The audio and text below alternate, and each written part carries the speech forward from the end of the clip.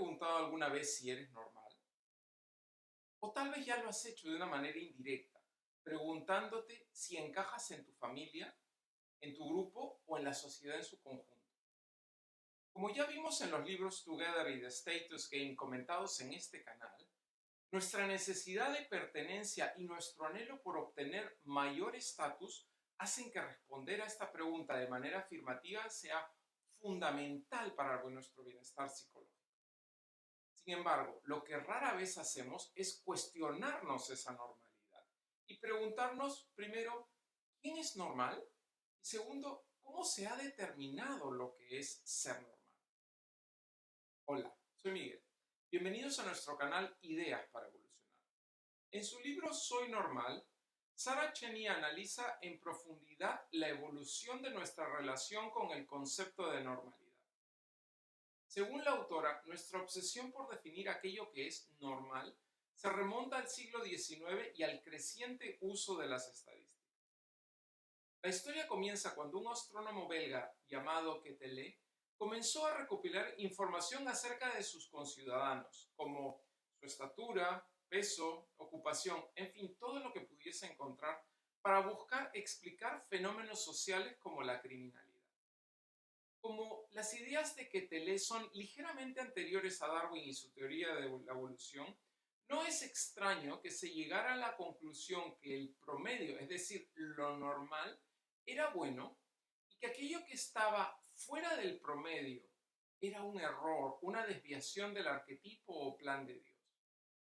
Aún más, como el hombre es cuerpo, pero también es mente, un cuerpo anormal sería el reflejo de una mente anormal, como proponía la frenología en ese entonces. Es en este contexto que aprender a ser normal se volvió increíblemente importante.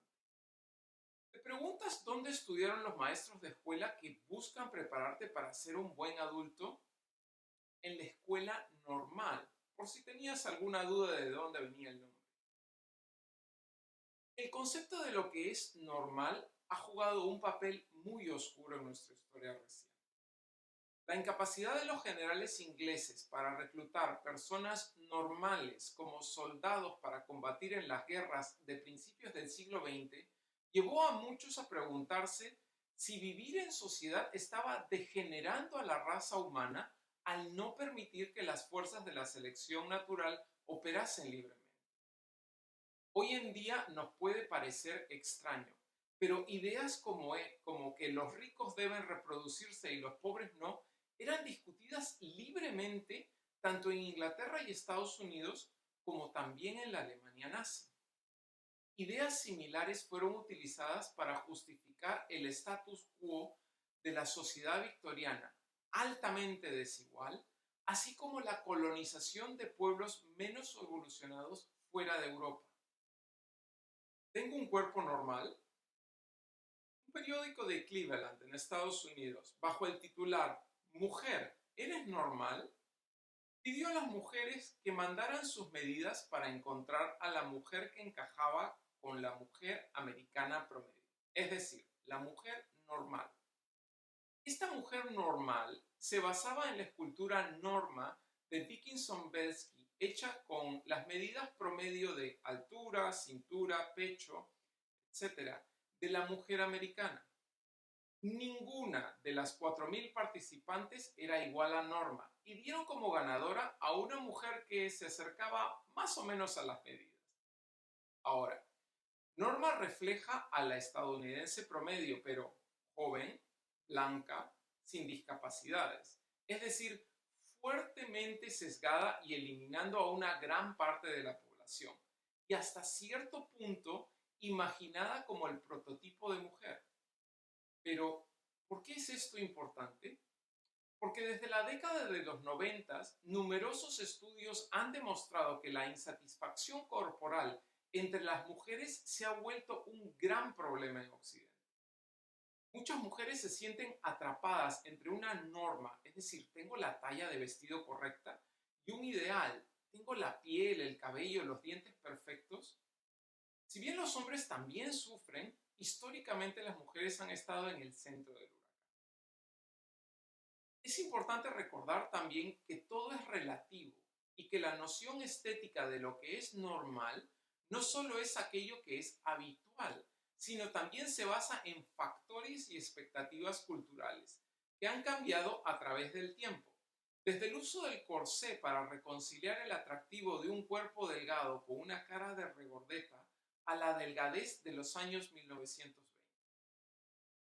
El índice de masa corporal o BMI en inglés es probablemente la cifra que más se usa para determinar la salud física personal.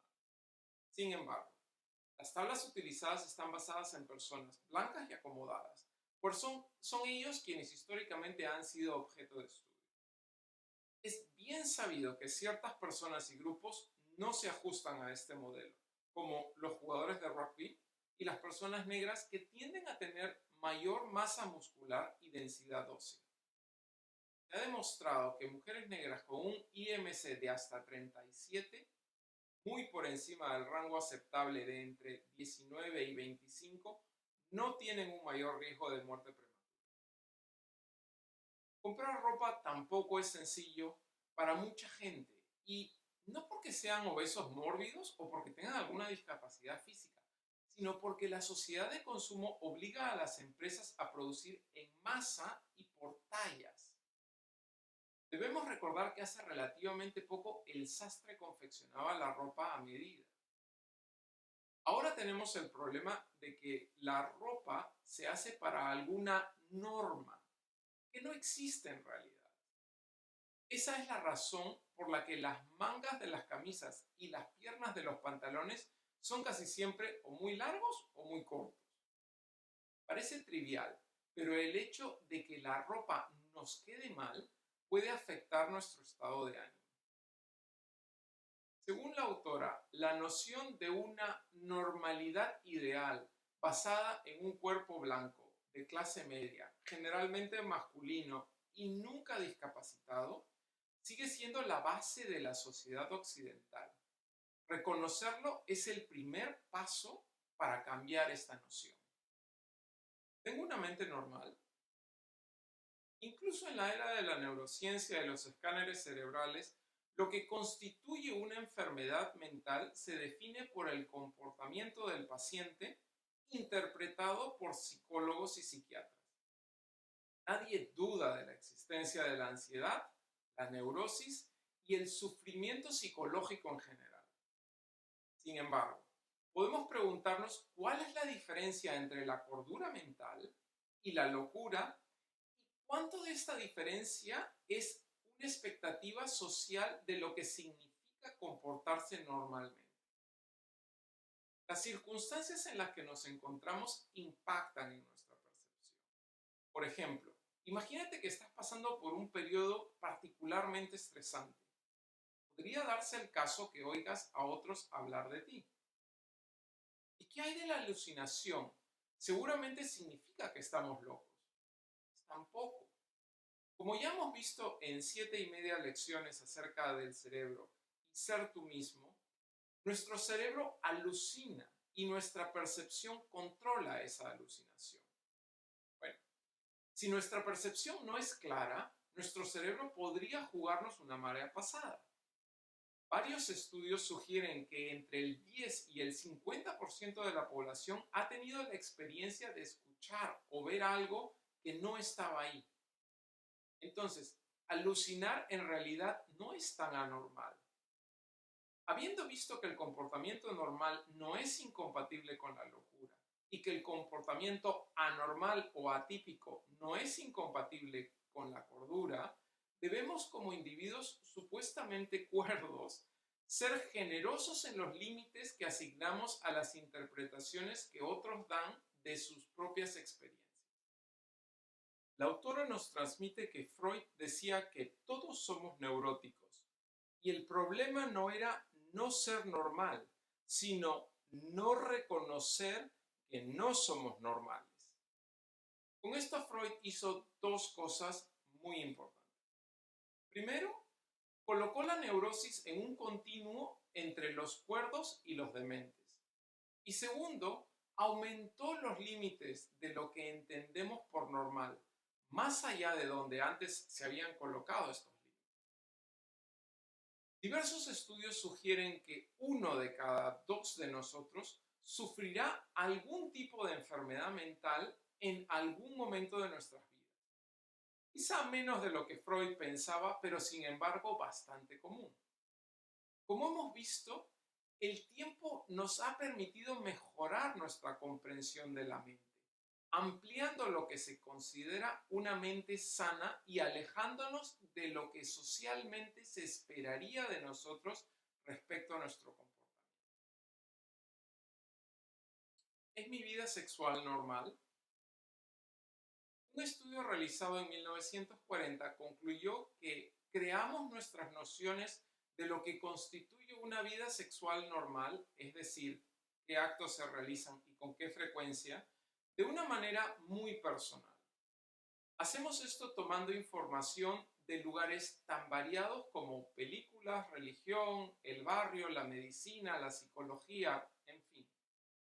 Debido a la ambigüedad de lo que otros piensan respecto al sexo, es virtualmente imposible para las personas entender qué es normal y qué no lo es. Según se ha ampliado nuestro entendimiento, nuestras actitudes respecto a diferentes formas de entender la sexualidad del individuo han cambiado y con ellas nuestras normas sociales. Hoy en día, conceptos no binarios y la definición de lo que constituye tener sexo hacen, al menos hasta cierto punto, que la pregunta de qué es normal es realmente no comprender la complejidad de este tema. ¿Es esta forma de sentirse normal? Aunque te parezca extraño, el concepto emociones es relativamente nuevo. Antes de agrupar nuestros sentimientos en esta nueva categoría, se hablaba de los sentimientos del alma y las pasiones del cuerpo. Esto implica que algunas emociones eran mejores o más deseables que otras, y por lo tanto la idea de lo que es normal sentir. ¿Sentir ira es aceptable? Y si lo es, ¿cuánta ira? ¿Qué pasa con la tristeza o la felicidad?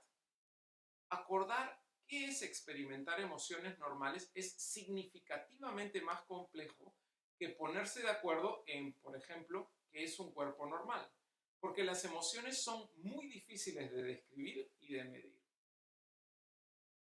En 1771, Goethe escribe Las penas del joven Werther, en la que la pasión del protagonista por una bella joven lo lleva al suicidio. El libro fue un éxito en ventas y lamentablemente su éxito estuvo acompañado de un aumento en el número de suicidios. Con el tiempo, experimentar demasiados sentimientos negativos se consideró cada vez más dudoso y un signo de inestabilidad. Las emociones también entraron en la arena de la política. Durante la Revolución Francesa, más de 15.000 personas fueron condenadas a muerte. Y esto fue visto como el resultado de la pasión popular.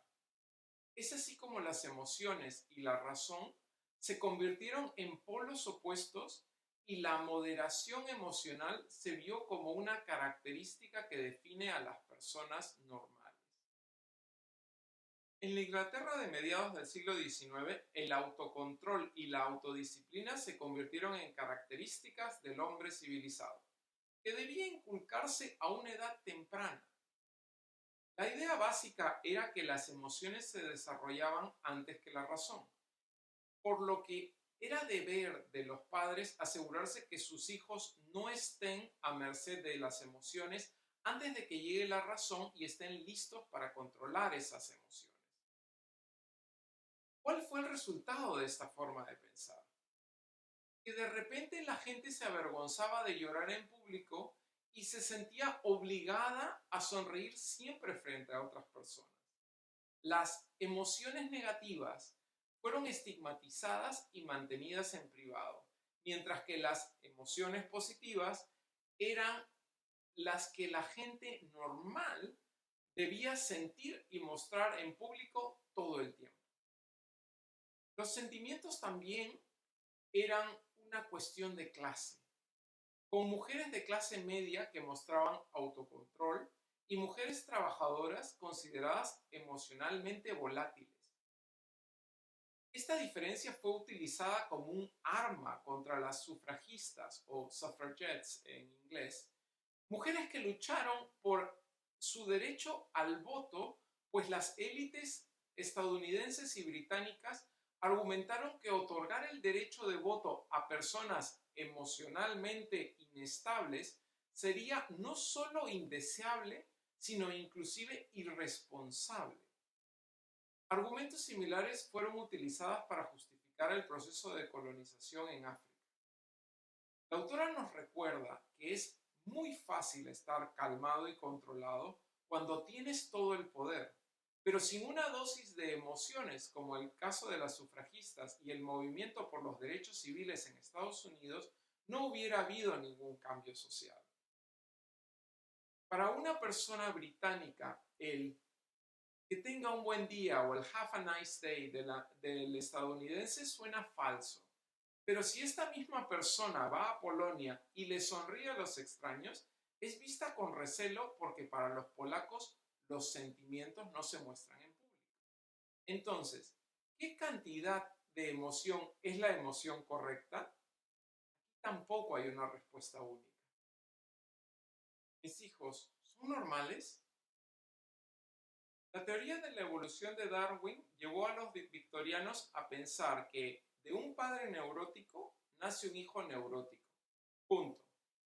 Pero más adelante los psicólogos como Freud empezaron a entender la importancia del desarrollo durante la infancia.